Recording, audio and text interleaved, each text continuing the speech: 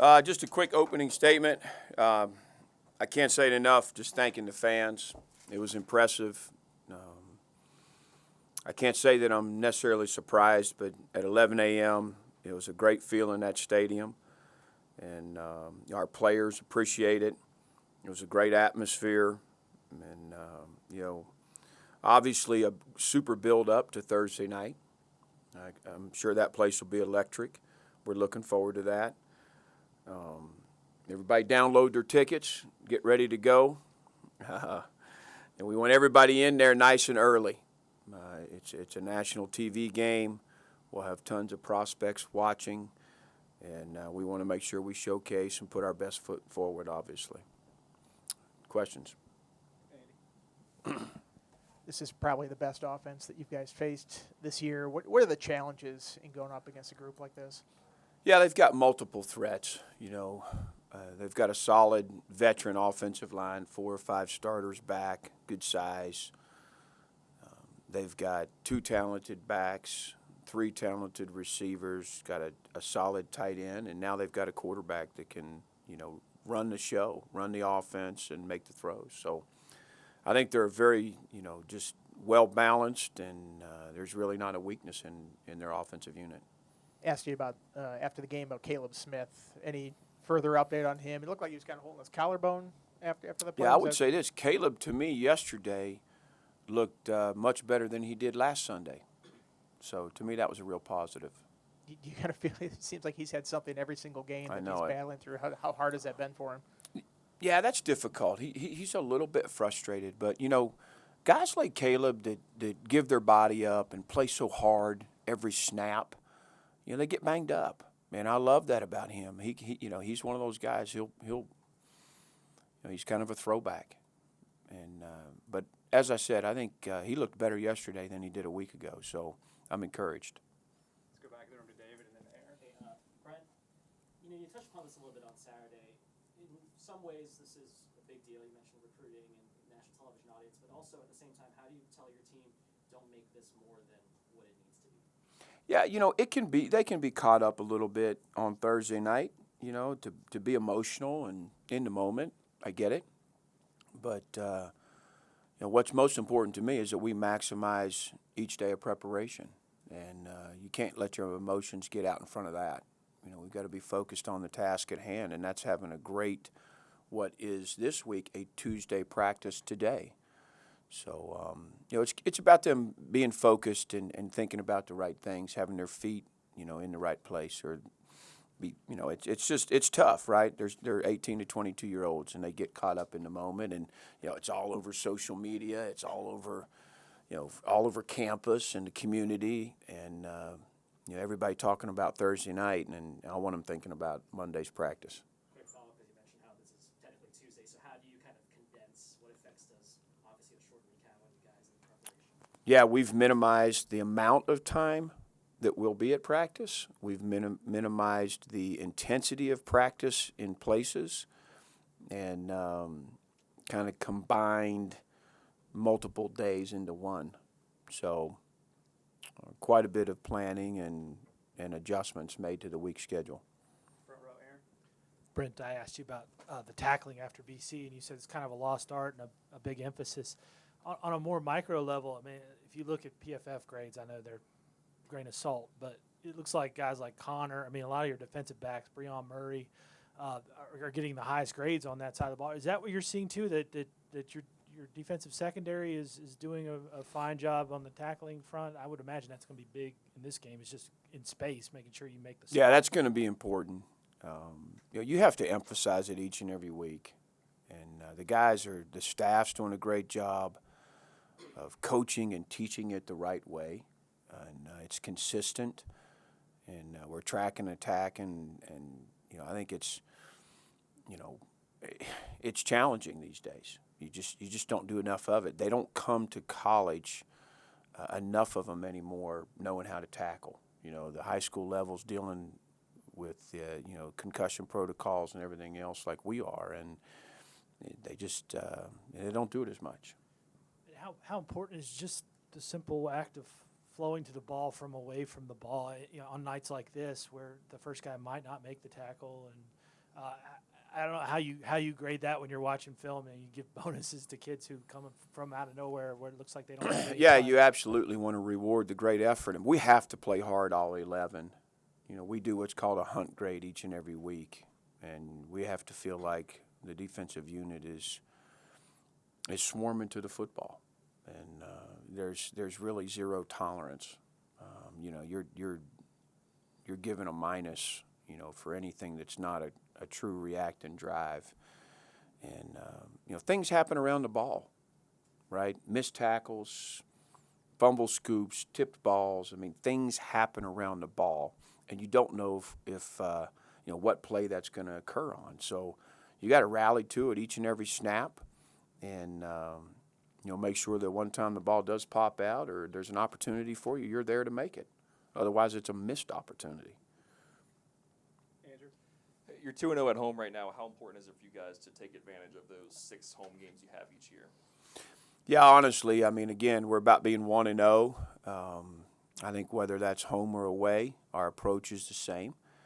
And, you know, the advantage of being at home and our fan base and our community and, you know, our families, everybody being able to pack it in and support one another and cheer on these guys, you know, that's obviously advantageous for us. But as far as our preparation and what we do, I mean, you know, I have to, you know, I got asked a question this morning about an opponent down the road, and I had to pull the schedule out to see exactly when we were playing them.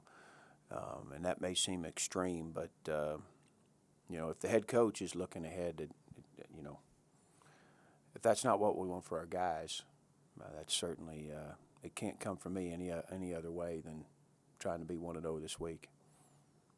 For somebody who grew up in the Commonwealth, you were on staff when Virginia Tech and West Virginia played. What does this rivalry mean to you? Yeah, I mean, I still have friends in West Virginia. I grew up most of my life there, and you know, my dad had 3 or 4 coaching stops in the state, and before coming to Lexington. So, you know, personally, you know, my first football game was West Virginia and Penn State at WVU, my first college game. But so, you know, it's I don't get caught up in the emotions of it. But you know, I know it means a lot to a lot of people in this area, and I certainly respect that. Where have you seen the biggest improvement from Dax and Keonta through the first 3-4 games? Well, let me start with Keontae. He's learning the position. You know, it's new to him. When we first approached him with it, he kind of gave me that sideways look, like, "What you talking about, Willis?" You know, like, "Hold on now, I'm a DB." But he's really growing into the position. I think Coach Quinn's done a terrific job with him and J.R. Walker.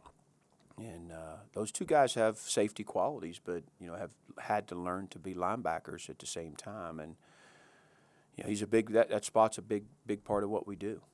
And Keontae's getting better and better each week. He had a nagging injury that's kind of, I think he's finally over. So I look forward to seeing him play his best football on Thursday night. And then Dax, you know, he's just he's the ultimate worker. He's invested. He's committed. You know, I love it when you got a guy that's played 4 years and he sits there and says, you know I got a lot to get better at. And he's committed to doing that. And, you know, he's really reading things very well on the snap that allows him to be in the right place at the right time. And, you know, there's guys that can run 4.4.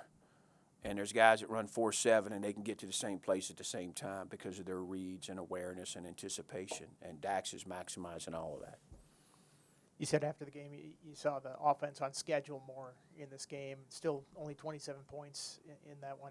What do you feel is holding this group back in terms of red zone or finishing drives like you'd like to see? Yeah, I think we got to run the ball a little bit better, more consistently. We've had moments. I think our offensive line's certainly capable. But, you know, it's a little bit also about not being predictable. You know, I think we got to keep people honest. I know what it's like when offenses are predictable for us and what that means in calling a game. So, we've had some healthy conversations this week, and I think, we got to be able to run the ball a little bit more efficiently. And we've proven now we've got multiple guys that can make the catch and do some things with. So, but, I thought we missed, just Keyshawn's ability to go the distance. I'd like to think that, there would have been an opportunity or two or three for him to do some special things on Saturday. Those guys that are game changers, you want them to be worth a touchdown or two each and every week. And he's certainly one of those guys. I don't know how true to life the depth chart that we get is going to be every week, but you move Cole back on kickoff return and took Keyshawn off of there. Is that just to sort of lessen his load because he has more of a role in the offense, or do you like what Beck obviously brings speed-wise? Yeah, we want to give Beck an opportunity, and he's been training. Again, he had to shake a lot of rust off. He hadn't played much football, in the last couple of years. So giving him a chance to kind of showcase some of what his strengths are. He's been playing some gunner on our punt team and doing a good job there. But chance to get the ball in his hands. He's obviously a fast guy, and when you talk about a guy that can make a difference and make a big explosive play, he's certainly one of those guys. So we just got to keep creating opportunities, and that's one way we can do it. Back to Eric, and then we'll go to Zoom. Coach, you talked about cleaning up the offense a little bit and finding a rhythm. I noticed some of those third and mediums, third and longs kind of crept in again on Saturday. What do you do to keep assessing that area of the offense there? Yeah, that goes back to your play selection and your result on first down. And we were improved there, just still not where we want to be. But, first, second down being efficient so that you have a manageable third down. Now let's head out to Zoom for some questions. On Zoom, please use the raise hand feature for your questions. And we'll start with Paul, please. Brent, obviously this rivalry is huge. Some would argue maybe bigger than UVA, maybe even bigger than Miami, especially if you talk to the old heads out there. You got the Thursday night atmosphere, you've got the short week, you've got all of these things kind of going around. How do you keep the kids focused on what they need to do today, tomorrow, and Wednesday so that when you play this game Thursday night, they're ready to go? Yeah, that's the culture that you create all the way back on day one, right? It's about us. It's about when they come through the doors to this facility, what we expect, where the attention is. That's the staff doing a great job, having our thoughts and our process be ingrained in these guys where there's really not time for that. There's a task at hand with everything we do. And keeping those guys, understanding that it's what we do Sunday, Monday, Tuesday, Wednesday that will take care of Thursday. And I think they're in a good place with that. We've had good preparation, and I credit that to the maturity on the football team. And then early on in your tenure, and I'm paraphrasing, so forgive me if I get this wrong, but you had mentioned that at some point you probably would give up the play calling duties on the defensive side of the ball. Obviously, with the way the defense is currently playing, I don't see that being a thing, but have you begun to relinquish a little bit of that to the staff, or are you still the guy making all of the calls every defensive play? Coach Marr's doing a great job in our preparation throughout the week. I'm in that defensive staff room about half the time. Watch all the post-practice film with them. And certainly study the opponent sometimes with our defensive staff, in addition to what I do, in my office.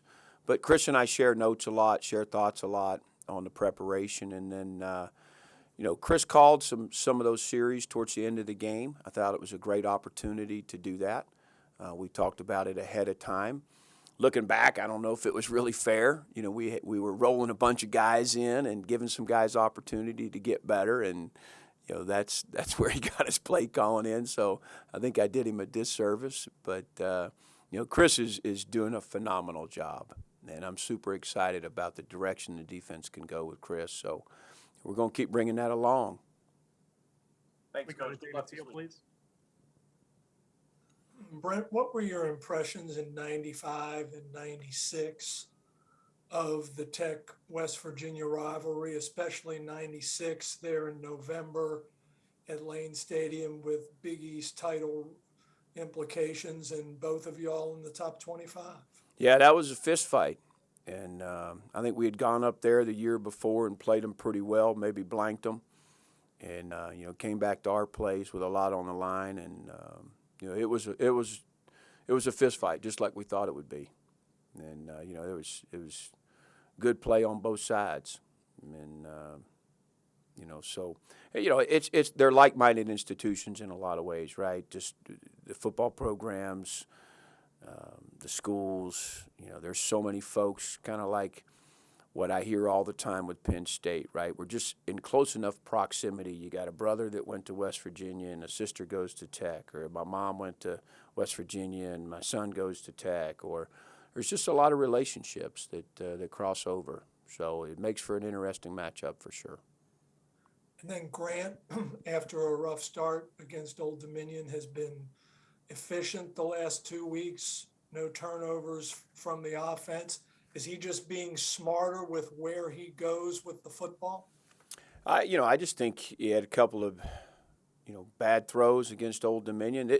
What you saw the last 2 weeks from Grant is what we saw, 58 out of 60 practices.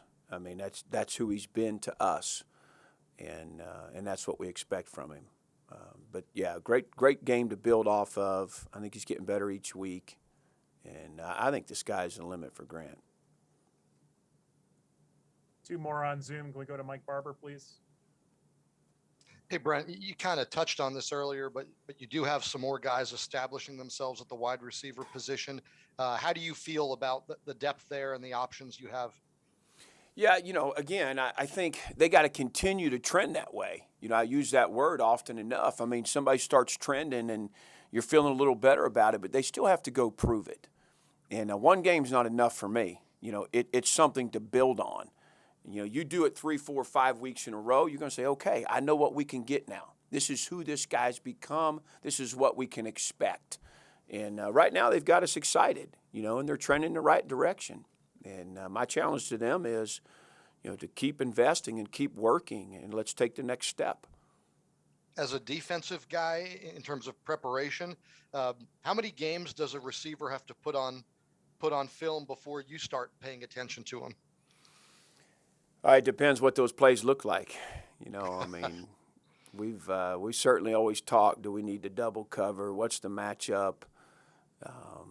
How many targets?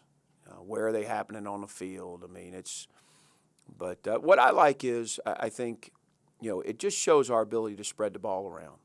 And Coach Mines has done a great job kind of playing a couple of those guys in different positions. So, sometimes you can say, oh, well, he's always the receiver in the boundary, he's always to the field, or he's always to the left and he's always to the right. And right now we can kind of mix things up a little bit to a degree, which helps. Thank you. Yes, sir. Last one on Zoom. We'll go to Steve, please.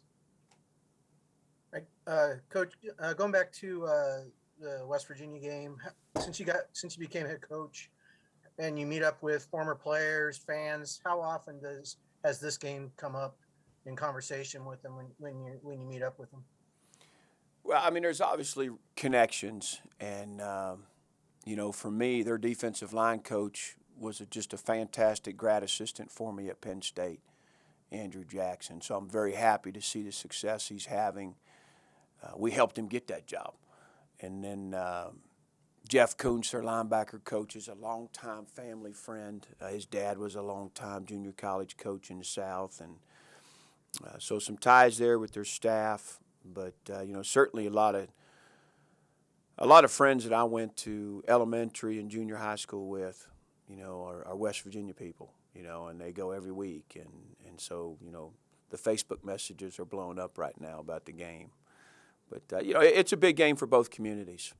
We recruit a lot of the same players, and, so that's a piece of it. And we know a lot about each other. All right, thank you, Coach. Thank you on Zoom. Good. All right, yeah, absolutely. Appreciate y'all. Do you have an update on